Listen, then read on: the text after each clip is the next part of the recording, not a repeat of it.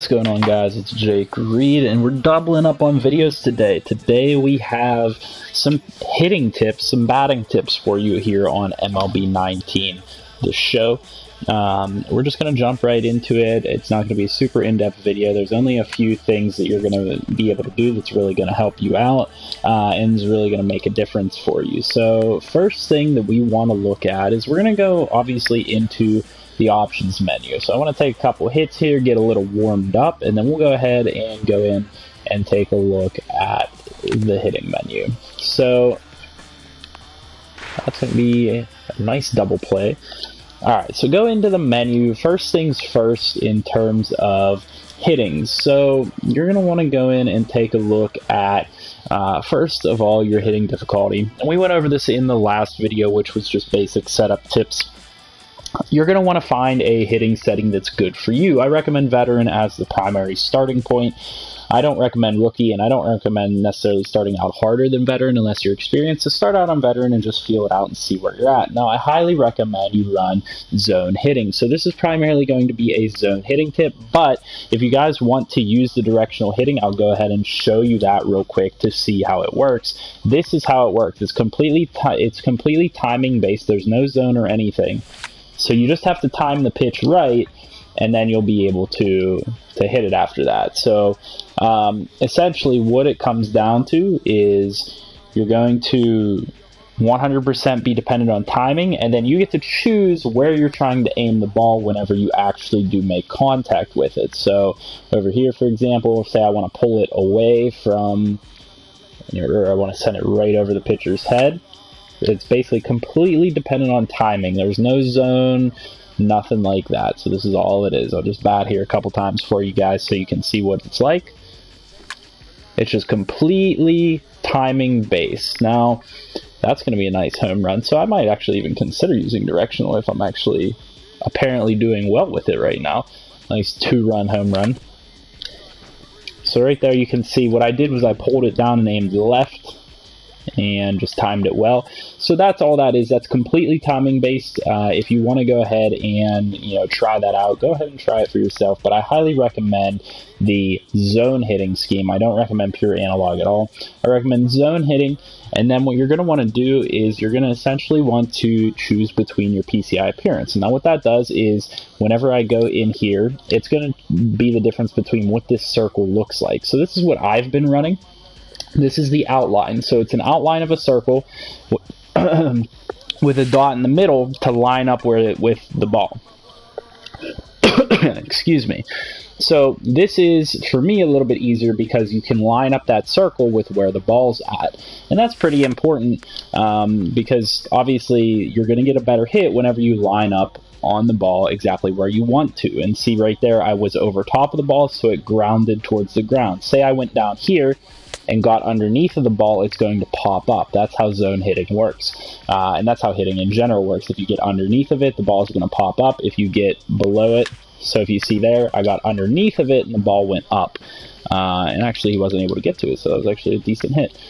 But that's primarily what you're looking for. So I'm going to show you guys the different reticles that you can choose. So if we go in, you can choose between outline, you can choose wedge, which is another one that I've used for a while. I used this one last year quite a bit, which is going to have a small little thing on the inside and a bigger one on the outside, so it's more of a wedge. This one's pretty nice because it also has the dot in the middle. I think it works pretty nicely for me.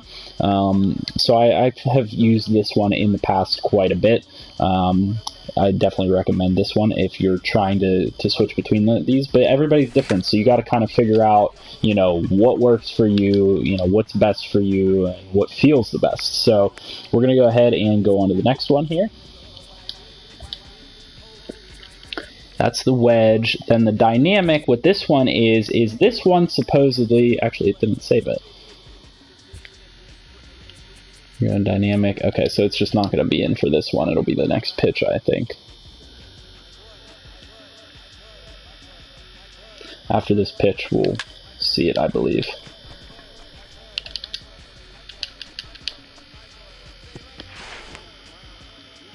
Alright, so this is what dynamic looks like. And apparently what dynamic does is based on a particular player's attributes, this zone is going to look slightly different. I haven't seen it actually in action, but because for every single player that I've used, it appears as if it's, you know, just the same circle that looks just like this. But it's so if there's somebody that's you know, more of a power hitter and hits balls up high or something like that, supposedly their circle will be like this and it'll start out up high or something like that, and then you have to move it from there. That's what apparently the description is. That's what I've been told. But you'll see that whenever I use this, it's pretty much the same for every single player that I use.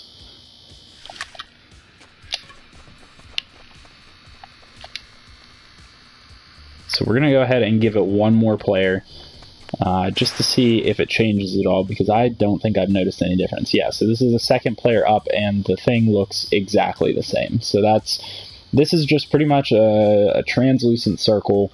I don't like it a whole lot because it doesn't really help me aim at all. It doesn't help me get that zone actually onto the ball at all. So that's kind of what that one is. And then the next reticle that you can use is actually the Reticle. There's the Buckshot, and there's Classic. So we'll go through these three. This is what Reticle looks like after this pitch.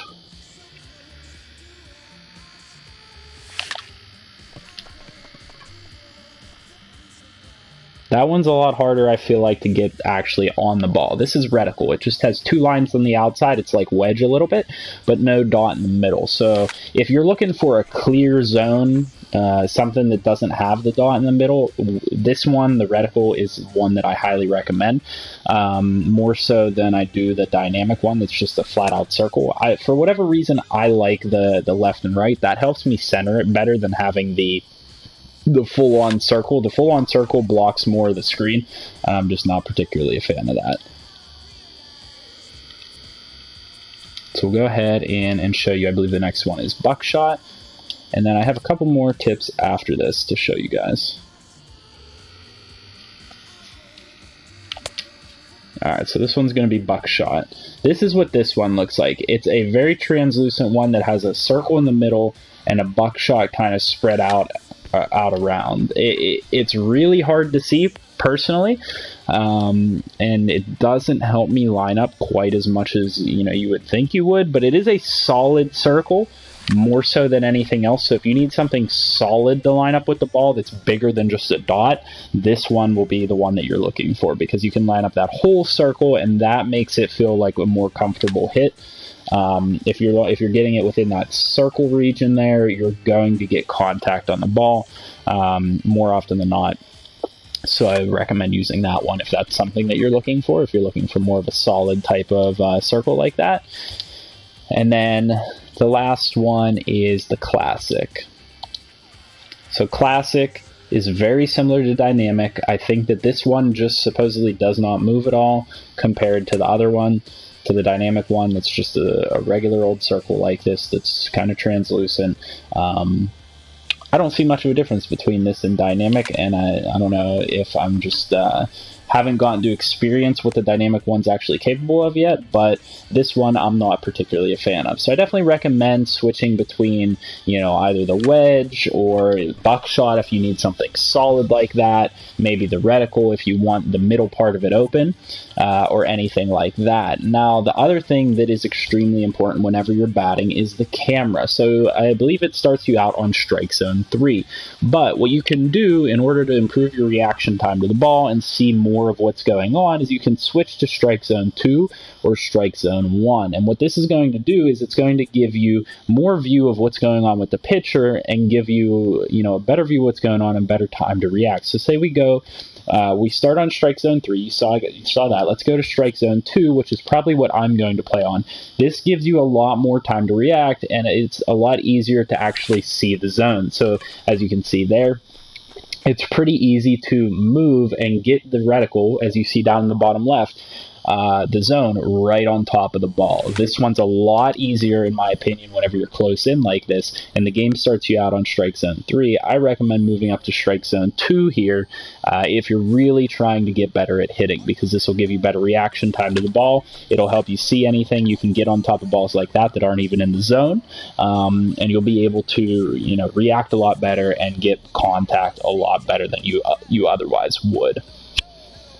So in a second here, I'm going to go ahead and show you guys camera strike zone 1.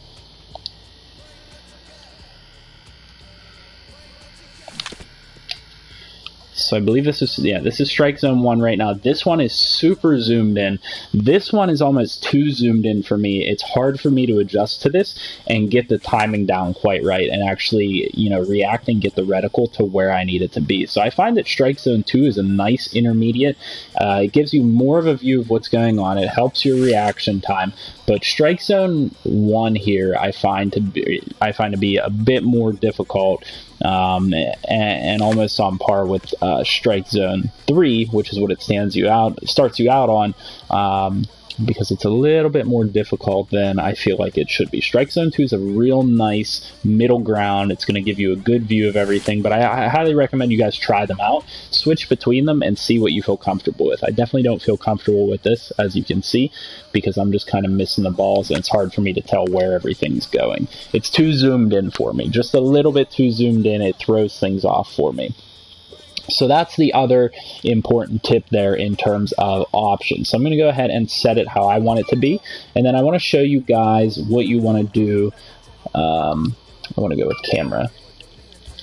I want to show you guys a bit of what you should try to do pitching or hitting wise to try and generate more hits, more runs and everything like that. So we're going to go strike zone 2 here, apply changes, and we're just going to start the AppBat as it is. So generally speaking, whenever you're doing an AppBat, you want to start off by taking a pitch. A lot of times you're going to get a nice pitch early on in the count, and what's going to happen is you're going to hit into it, but you're going to hit into a defensive player. So you want to try and work the count as high as possible, and you want to get that pitcher tired, so you want to take shots. Even if they're good pitches early on, you want to take a couple pitches, unless it's a real juicy one that you know that you're right on and you can hit it out of the park. For the most part, you want to try and take pitches and get that pitch count up. A mistake that I do, I'm not extremely good at the game, but a mistake that I find myself doing is like this: I'll swing on the first pitch when I think it's good, and then I get myself either behind in the count, or I contact it enough to hit it right to a defender, and then I get myself behind in the inning, and it's all downhill from there. So what you want to do, take some pitches like that and just wait for something that you're looking for. You can wait up in the zone, you can wait down in the zone and try and hit something specific, but just wait and be patient. And that's one of the hardest things to do in this game, is to be patient and just wait for the pitches to come to you and wait for a pitch that you like.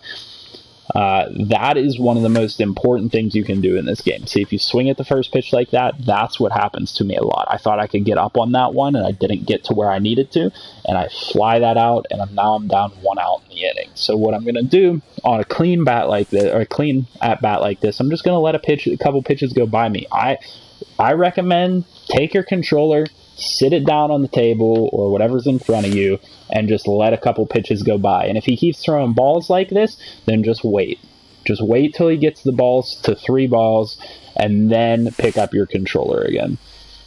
So he's going to try, and most of the time pitchers are going to try and dot up the outside of the zone. So you don't want to swing at those things early, but when you get higher into a count, you're forcing them to throw inside. Now, when you get to 2 strikes, obviously you need to be up here and ready to hit. If it's in the zone, you need to make contact with it. So that's when, that isn't necessarily a great at-bat from a perspective of getting a hit on, but it's a good at-bat in the fact that I worked him for 5 pitches, and I'm going to get his pitch count up and get him tired. That's one of the most important things that people underrate in this game is, especially if you're playing the AI, you need to get those pitchers tired, and you'll start hitting them later on because you're able to, get them tired, get them down in the count early, and get yourself an advantage by getting that pitcher, kind of high in their pitch count. So I'm going to go ahead and just take a couple more at-bats here.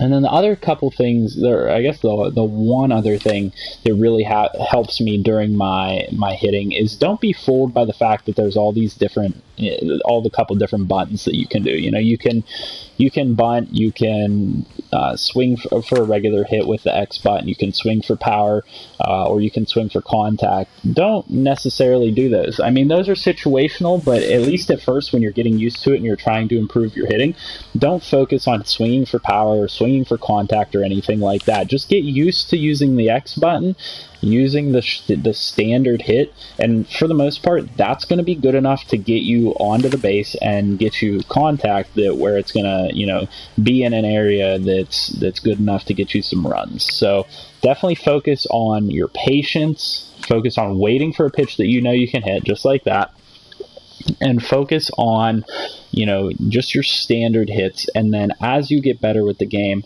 then you can throw in your contacts and your power hits whenever you really feel comfortable in specific situations and you really feel comfortable that you can get the zone right on top of a ball. And with that being said, that's pretty much the summary of what my basic tips are, what my hitting tips are here for MLB The Show 19 is you really want to be patient. I know that MLB games are long. You want to be patient. You want to take some pitches. You want to play around with the camera to get it to a camera that you're comfortable with, that you can see enough and react in time to the ball. And you want to, you know, have a reticle that you're comfortable with, or a zone that you're comfortable with, or even use the directional hitting if you're good with timing. You know, all these things you want to play around with and, you know, feel out what's comfortable to you and just get it to a point where you're really comfortable and feel like you're able to actually start hitting the ball and driving in runs. It's really important. So if this video helped you out at all and it gave you some information that you'll find useful or you'll go out and use, please leave a like on the video and subscribe to the channel for more if you're new here. And leave comments down below of what other tips and tricks you'd like me to give you, any other games, anything like that, or any gameplay that you'd like to see. As always, let me know. I plan on starting a franchise here on MLB soon once the OSFM rosters come out with all the prospects and everything. And then we'll be good to go. We'll start up our franchise on here, and we'll go from there. And hopefully you guys enjoyed. Hopefully this video helped you guys out. I hope that you guys have a good rest of your day. I'll see you guys in the next video.